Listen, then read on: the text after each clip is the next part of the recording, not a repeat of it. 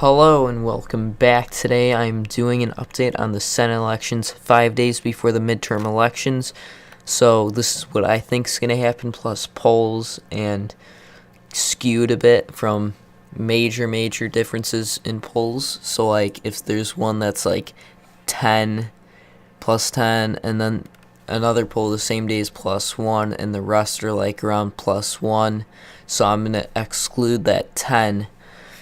So that's usually how I determine some of my polls plus my own thinkings. So we're going to start out with the safe Republican seats. Utah, this is going to be really easy for the Republicans to win. Mitt Romney's definitely going to grab this seat. In the state of Wyoming, John Barroso will definitely pick up this seat. It's going to be very easy for him. He's probably going to have around 70% of the vote there. In the state of Nebraska, this is supposed to be 10% around that for under 538, but I think this is more like a 16 to 17% win for Deb Fischer, so I'm putting that into the safe Republican column. In the state of Mississippi, Roger Wicker is definitely going to win this solidly, probably around 22%. In the special election, Cindy Hyde-Smith will definitely pick this one up again. This will be really easy for her to win, probably around 16 to 17%. 2 weeks ago it was around 13 to 14%, so that's in the safe column. For safe Democrat, in California, there's 2 Democrats running. It's probably going to be Dianne Feinstein. Kevin DeLon doesn't have a huge possibility of winning this race, so this is probably going to go Democrat. Well, it's going to go Democrat either way. In the state of Washington, Maria Cantwell will definitely pick up the seat very easily. This is a reliable Democrat state. In the state of New Mexico, Martin Heinrich will easily pick up the seat, around a 25% win. In the state of Hawaii, Maurice Arona will definitely pick this up again for the Democratic Party, probably around a 30% win. In the state of Massachusetts, Rhode Island, Connecticut, Delaware, and Maryland, these are all definitely solid races for the Democrats, except New Jersey. We'll get back to that later. In the state of Vermont, Bernie Sanders is going to win this, probably like 80% around that. He is the most popular senator in the United States. He's an independent that caucuses with the Democrats. Angus King will easily pick up this seat again. He's also an independent that caucuses with the Democrats. In the state of New York, Christine Gillibrand will definitely hold this seat. In the state of Minnesota, Amy Klobuchar will easily pick up this seat, probably around a 20% win. And that's all of the safe Democratic seats. We're going to get to the likely Republican. Texas, Ted Cruz has been around a 8 or 10 in the polls. There's a recent one which is a 3, but I'm kind of excluding that because they're not around that. So I'm going to say he's going to win probably around a 7%. In the state of North Dakota, Kevin Cramer's taken a huge lead after the Kavanaugh trials. He's probably going to win this around 10%. That's huge for a flip where Heidi Heitkamp was in the lead around 3% in the beginning of the race and then tied, then tilt, and now likely Republican. In the state of Tennessee, Marsha Blackburn first behind for most of the race, and then Phil Bredesen said he was and then was not going to vote to make Kavanaugh a judge, and Marsha Blackburn said she would make him a judge. So this really charged up the Republican base in Tennessee for the senator election. So that's all the likelies for the Republicans. They already took the majority back. We're just going to see how much they could expand their lead, or Democrats expand their lead. For likely Democrat, the states of Pennsylvania, Virginia, Ohio. These three are definitely have been close. Not Ohio, and just Virginia mostly has been closer, just a little bit. Tim Kaine's probably going to pick up the seat close to a safe column, but it's more like a 13-14%. In the state of Pennsylvania, Bob Casey's going to win the seat around a 8 to 12% range. In the state of Ohio, Sherrod Brown is going to beat Jim Reneke by around a 7%, I'm going to say. And, Wisconsin. This is definitely going to... This has been closer. Before it was around a 13% lead for Tammy Baldwin. Now it's around a 7% lead. We're going to get into the lean Republican. There's Nevada and Missouri.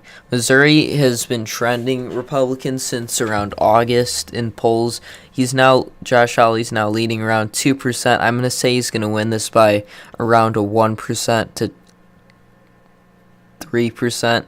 I can't really say he's going to win it exactly at a 2 because usually it's Democrats are overestimated or the winner is overestimated, the one leading in the polls. So I'm just going to say it is a range area. For lean Democrat would be the states of Michigan, Minnesota Special, New Jersey, West Virginia. Michigan has been a lot closer. It shows Debbie Stabenow will win this by around 7 points, but it's definitely John James taking steam.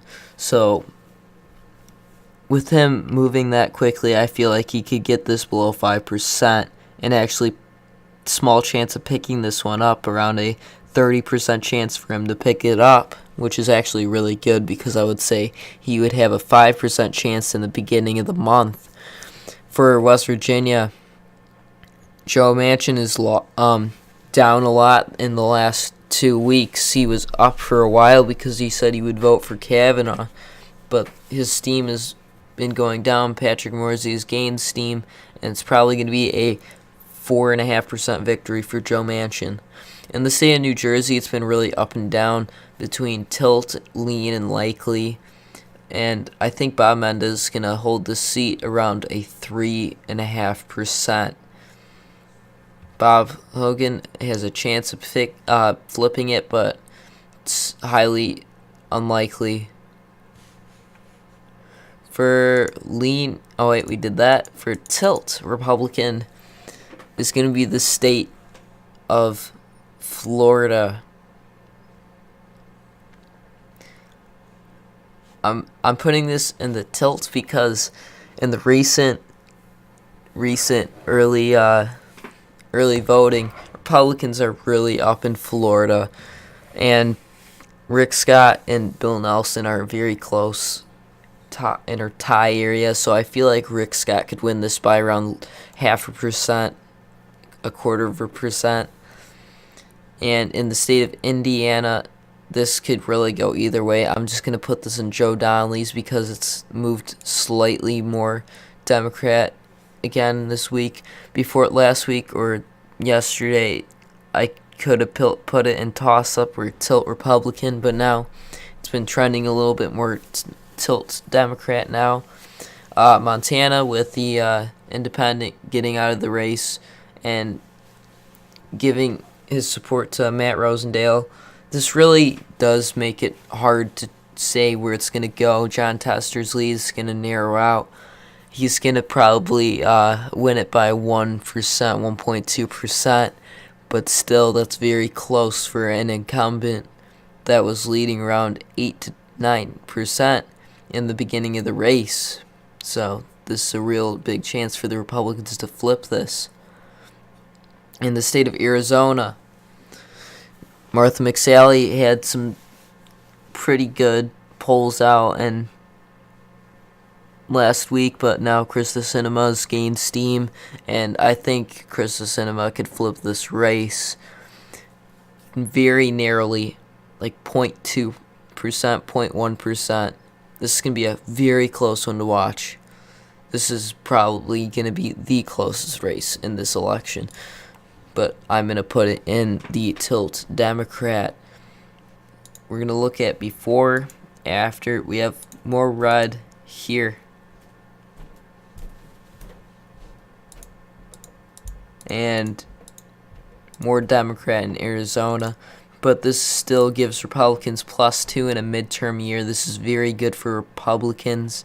And they have a chance of getting, I'm going to say they're definitely going to have 51 for sure. 51 seats. It's just going to see how much they're going to expand that by. It's going to be between 51 and 55 for sure. If I were to say the next two states to flip, if this were to happen for the Republicans, I would say Indiana and Arizona.